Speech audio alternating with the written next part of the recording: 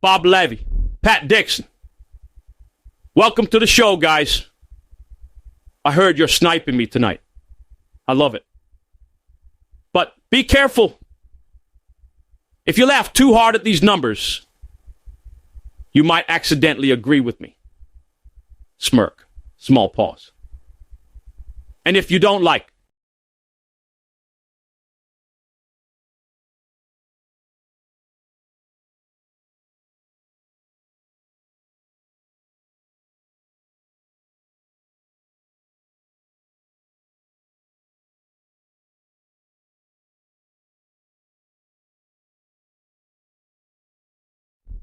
Bob Levy, Pat Dixon.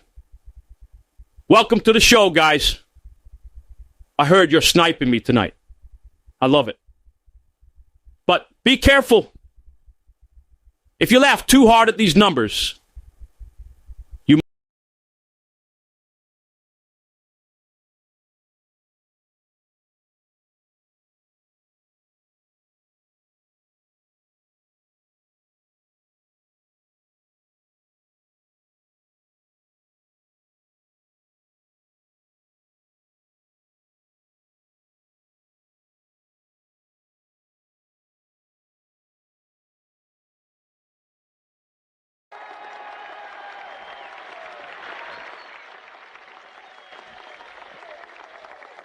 I am happy to join with you today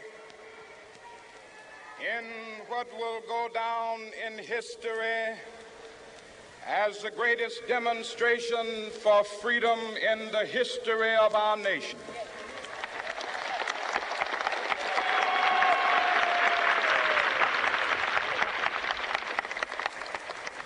Five score years ago, a great American in whose symbolic shadow we stand today signed the Emancipation Proclamation. This momentous decree came as a great beacon light of hope to millions of Negro slaves who had been seared in the flames of withering injustice. It came as a joyous daybreak to end the long night of their captivity. But 100 years later, the Negro still is not free. 100 years later, the life of the Negro is still sadly crippled by the manacles of segregation and the chains of discrimination. 100 years later, the Negro lives on a lonely island of poverty. I have a dream that one day this nation will rise up and live out the true meaning of its creed. We hold these truths to be self-evident, that all men are created equal.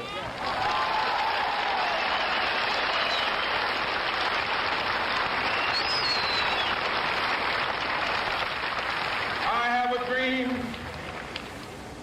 that one day on the red hills of Georgia, the sons of former slaves and the sons of former slave owners will they be able to sit down together at the table of brotherhood. I have a dream that one day, even the state of Mississippi, a state sweltering with the heat of injustice, sweltering with the heat of oppression, will be transformed into an oasis of freedom and justice. I have a dream. My four little children will one day live in a nation where they will not be judged by the color of their skin, but by the content of their character. I have a dream today.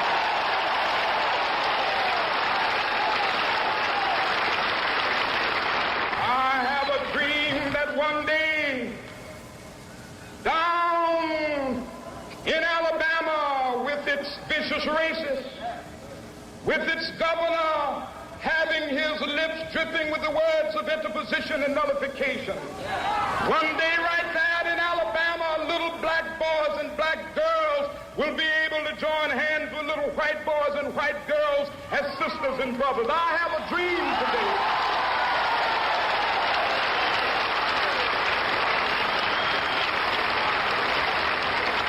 I have a dream that one day every valley shall be exalted. And every hill and mountain shall be made low, the rough places will be made plain, and the crooked places will be made straight, and the glory of the Lord shall be revealed, and all flesh shall see it together. This is our hope. This is the faith that I go back to the South with.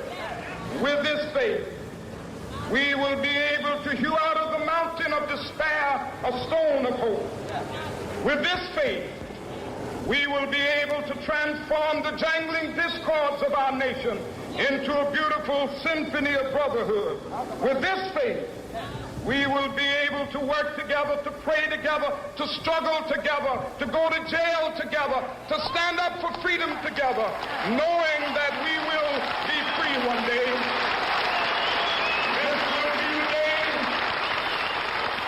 This will be the day when all of God's children be able to sing with new meaning, my country, tears of thee. Sweet land of liberty, of thee I sing. Land where my fathers died, land of the pilgrim's pride. From every mountainside, let freedom ring. And if America is to be a great nation, this must become true. And so let freedom ring. From the prodigious hilltops of New Hampshire, let freedom ring. From the mighty mountains of New York, let freedom ring. From the heightening Alleghenies of Pennsylvania, let freedom ring. From the snow-capped Rockies of Colorado, let freedom ring. From the curvaceous slopes of California. But not only that, let freedom ring from Stone Mountain of Georgia. Let freedom ring from Lookout Mountain of Tennessee. Let freedom ring from every hill and molehill of Mississippi, from every mountainside. Let freedom ring, and when it happens, when we allow freedom ring, when we let it ring from every village and every hamlet, from every state and every city, we will be able to speed up that day when all of God's children, black men and white men, Jews and Gentiles, Protestants and Catholics, will be able to join hands and sing in the words of the old Negro spiritual, free at last, free at last, thank God Almighty, we are free at last.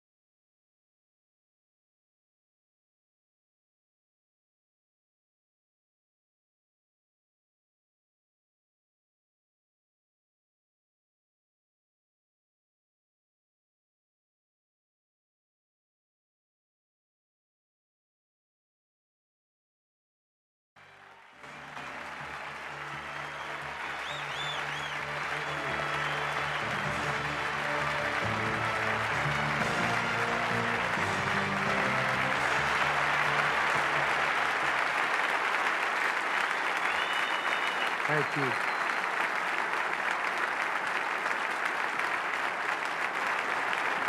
Thank you very much.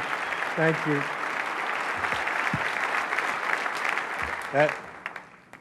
That's the lowest I've ever seen Dick Vitale since the owner of the Detroit Pistons called him in and told him he should go into broadcasting. Right? I can't tell you what an honor it is to even be mentioned in the same breath with an Arthur Ashe. This is something I certainly will treasure forever. But as was said on the tape, I don't have one of those things going to cue cards, so I'm going to speak longer than anybody else has spoken tonight. That's the way it goes.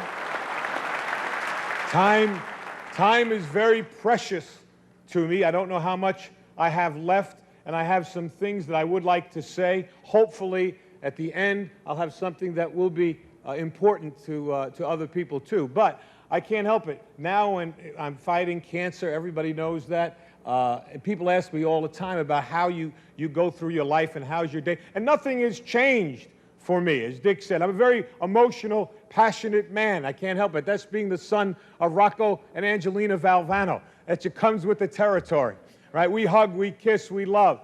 And when people say to me, how do you get through life or each day, it's the same thing. To me, there are three things we all should do every day. If we do this every day of our life, you're going to have, what a wonderful, number one is laugh. You should laugh every day. Number two is think. You should spend some time in thought.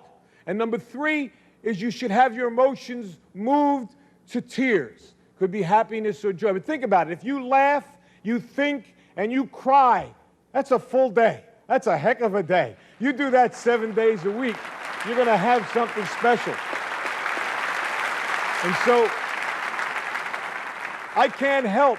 I rode on the plane up today with Mike Krzyzewski, my good friend and a wonderful coach, but people don't realize he's a 10 times better person than he is a coach, and we know he's a great coach. He's meant a lot to me in these last 5 or 6 months of my battle. But when I look at Mike, I think we competed against each other as players. I coached against him for 15 years, and I always have to think about what's important in life is to think, to me, of three things: where you started, where you are, and where you're going to be. Those are the three things that I try and do every day. And, you know, when I think about getting up and giving a speech, I can't help it. I have to remember the first speech I ever gave. I was coaching at Rutgers University. That was my first job. That's wonderful. And I was the freshman coach. That's when freshmen played on freshman teams. And I was so fired up about my first job. I see Lou Holtz, Coach Holtz here. What was it like the first job you had, right? The very first time you stood in the locker room to give a pep talk. That's a special place, the locker room, for a coach to give a talk. So my idol as a coach was Vince Lombardi. And I read this book called Commitment to Excellence by Vince Lombardi. And in the book, Lombardi talked about the first time he spoke before his Green Bay Packer team in a locker room. They were perennial losers. And I'm reading this, and Lombardi said he was thinking, should it be a long talk, a short talk? But he wanted to be emotional. He said, be brief. And this is what he did. Normally you get in the locker room, 25 minutes, a half hour before the team takes the field. You do your little X and O's, and then you give the great Newt Rockety talk. We all do. Speech number 84. You pull them right out. You get ready. Get your squad ready. Well, this is the first one I ever gave. And I read this thing, Lombardi, what he said was he didn't go in. He waited. His team was wondering, where is he? Where is this great coach? He's not there. 10 minutes. He's still not there. 3 minutes before they have to take the field, Lombardi comes in, bangs the door open, and I think you all remember what great presence he had, right? Great presence. And he walked in, and he just walked back and forth like this, just staring at the players. And he said, all eyes on me. And I'm reading this in this book, and I'm getting a picture of this Lombardi before his first game. And he said, gentlemen, we will be successful this year.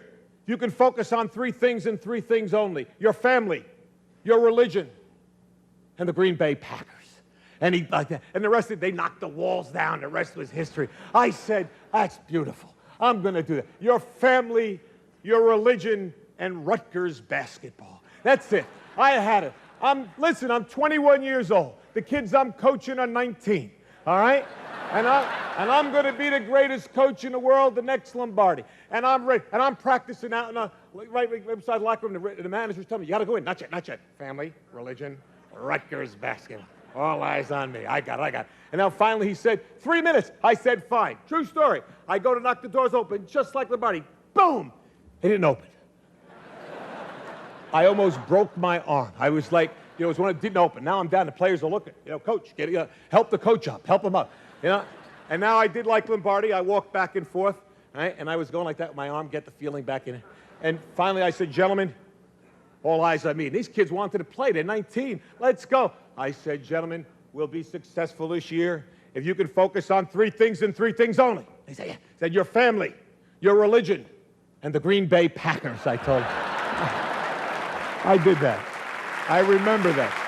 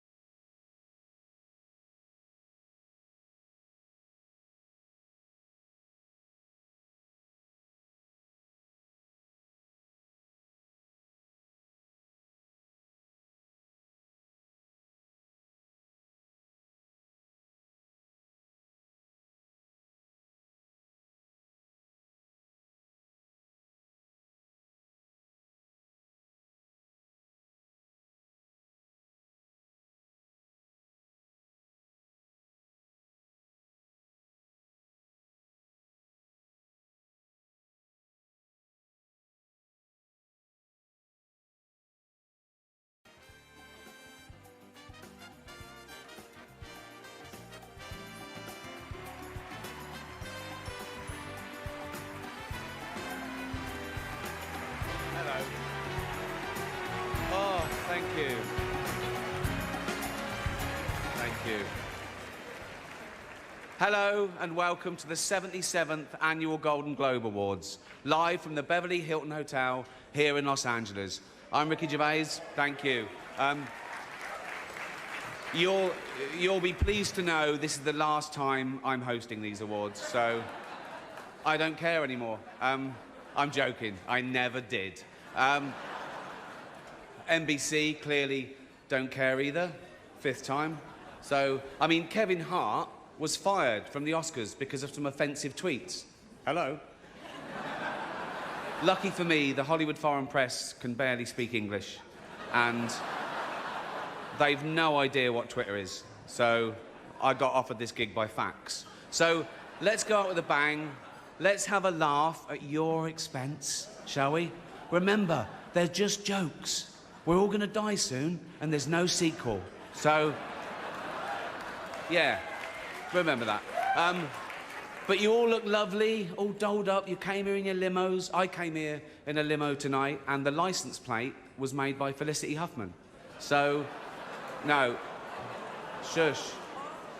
It's her daughter I feel sorry for, okay? That must be the most embarrassing thing that's ever happened to her. And her dad was in Wild Hogs. So, lots of big celebrities here tonight. I mean, legends, icons, yeah? Look, at this table alone, Al Pacino, Robert De Niro, but...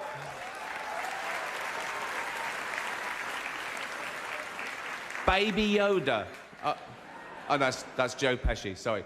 I love you, man, don't have me whacked. But tonight isn't just about the people in front of the camera.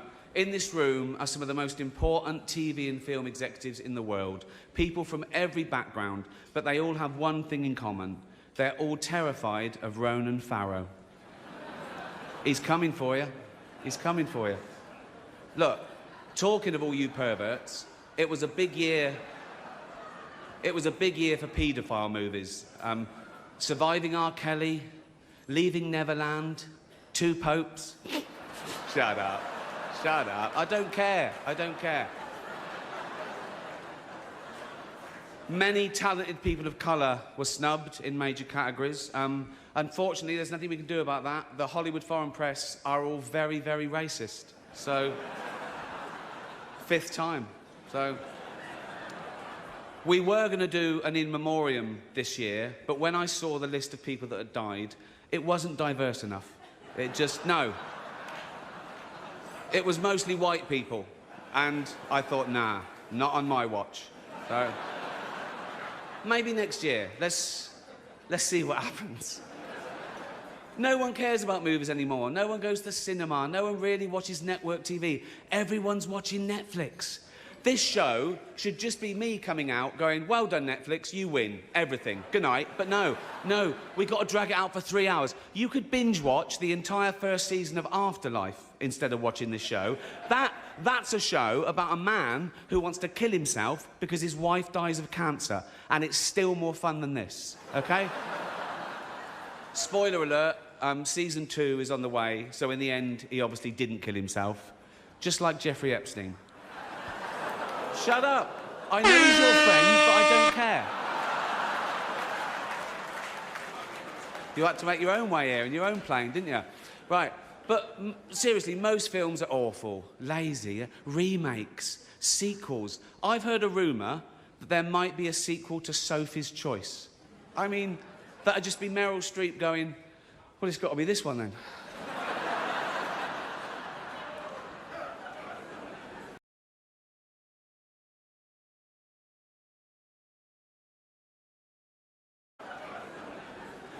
All the best actors have jumped to Netflix and HBO, you know. And the actors who just do Hollywood movies now do fantasy adventure nonsense. They wear masks and capes and really tight costumes. Their job isn't acting anymore. It's going to the gym twice a day and taking steroids, really. Have we got an award for most ripped junkie? No. No point. We know he'd win that. Martin Scorsese, the greatest living director, made the news for his controversial comments about the Marvel franchise. He said they're not real cinema and they remind him of theme parks. I agree. Although I don't know what he's doing hanging around theme parks. He's not big enough to go on the rides, is he? It's tiny. Right. The Irishman was amazing. It was amazing. Look, it was. It was great. Long, but amazing. It wasn't the only epic movie. Once Upon a Time in Hollywood, nearly 3 hours long. Leonardo DiCaprio attended the premiere, and by the end, his date was too old for him. So...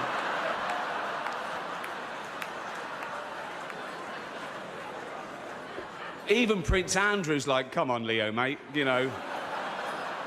You're nearly 50, son. The world got to see James Corden as a fat pussy. He was also in the movie Cats, but no one saw that. And the reviews, oh, shocking. I saw one that said, this is the worst thing to happen to cats since dogs, right? But Dame Judi Dench defended the film, saying it was the role she was born to play, because she... I can't do this next joke. Because she loves nothing better than plonking herself down on the carpet, lifting her leg and licking her own minge.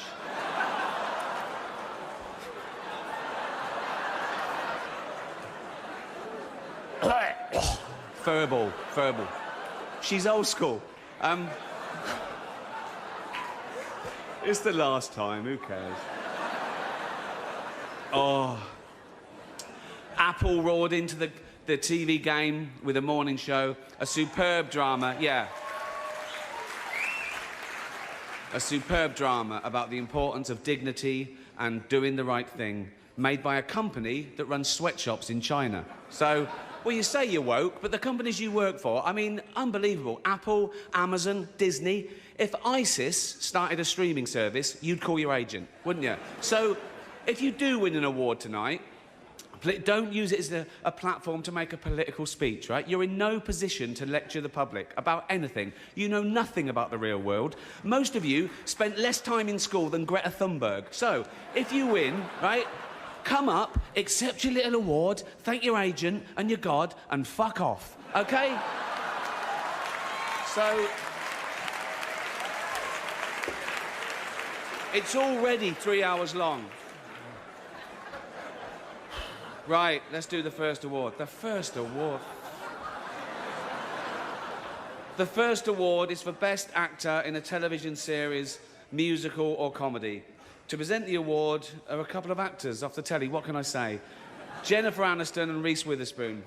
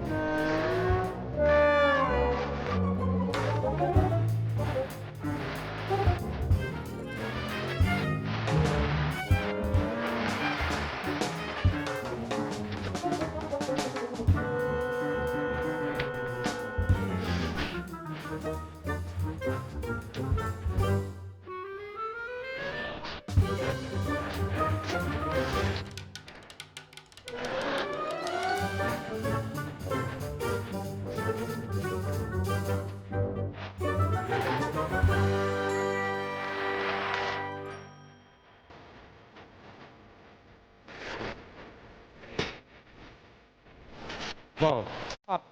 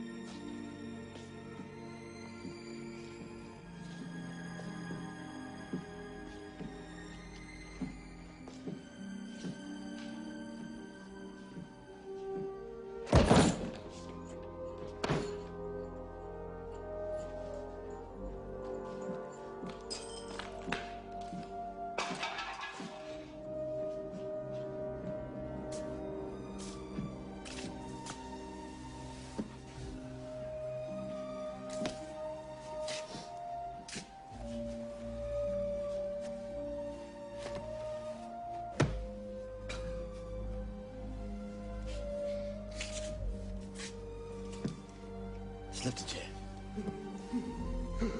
Slip the jab. Slip the jab. Slip the jab. That's right. That's it. Hey, I didn't hear no bell. Okay. All right, that's right. Slip the jab. That's it. Mentalize. See that bum in front of you. You see yourself doing right, and you do right. That's pretty. That's very pretty. Tight. Ah, come here, Rock. My God, you're ready, ain't you? That Apollo won't know what hit him. You're gonna roll over him like a bulldozer. And I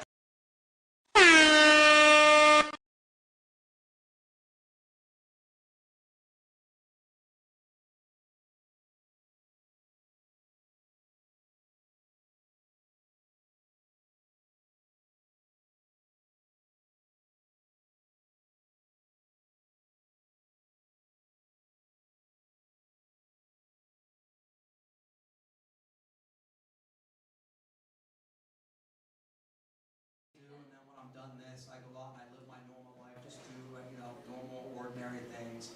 Basically, I'm like Seinfeld, but with herpes. Only joking. Chlamydia.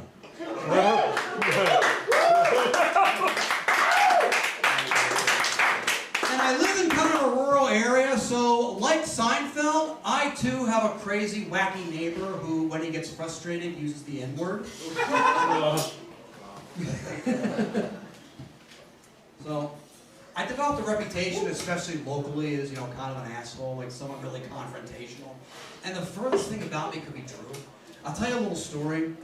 I went ahead and the other day, I was at my local shopping mall. I was resting in one of those big leather chairs that vibrate, just dozing off because, my career's really skyrocketing at this point.